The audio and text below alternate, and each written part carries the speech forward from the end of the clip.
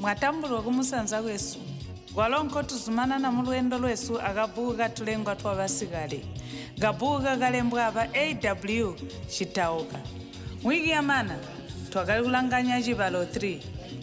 pere mubuza bwa sunu tulalanganya Cibalo 4 jabilanga jiri gwa sunu mbwinamba kale kuti lyonse nzara ngowa kalisi nkondo nyina mpati abantu bansiku jakulya jakali chinthu chikataha kapati kujana abowo munthu wonse wakati kunga ali janina chakulya nankasima antera nkhachero kamuhokwe wakati kuyandiha kuti akaliya alike abana bakwe pesi bamwi bakati kuhumbwa abana bonse wabaloba kwide kulya alike nzu kusomba munthu jakali kutondwa khambo wasomba munthu ino bana bako baliyenzi lino amuhwe umwi wansiku mbwa wakachita kuti wakasipika chakulya muchipiya ono jindi chipiya kachichipira achikho kwakasika mwenzu uya mwenzu ajane kuti chikwa achikho wakakhala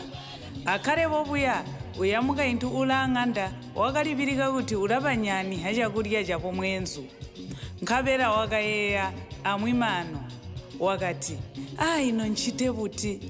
oyu mwenzu ulandinyani niya vana chakulya ya wakakhala amwenzu balayoma wakati kulanga dono kakalimwe mwenzu ulalaya walo mwenzu wanyanya mbwakhala limwe mukainthu uya wakayumuka kuya kukusosera amane kusosera wakati amuhe chipiya chino bantuma jabilanga chili gwa sunu ani chili gwa junza pamunya wakalikambira akuli nyandiya kapati nkabela awalo mwenzu wakahuwa atekwa amulange nkhwenda khala nobe nzuma ndakalanga ndi muyindirizi ani kuti njajunza nkabera mpoona wakatanda barabiya kukhala nkabera mukainthu wakanyema kapati mumoyo nkabera kapeka indi wakachijula chipiya amane kuchijula wakapa chakulya vakali anthu omwe amwenzu vachimana byokulya mpoona mwenzu wakalangalanga tupo twakwe amane wakalaya atekwa kamuchara kapothu pama walo mukainthu mwenda nomwali kuti muli pasikona walo wakati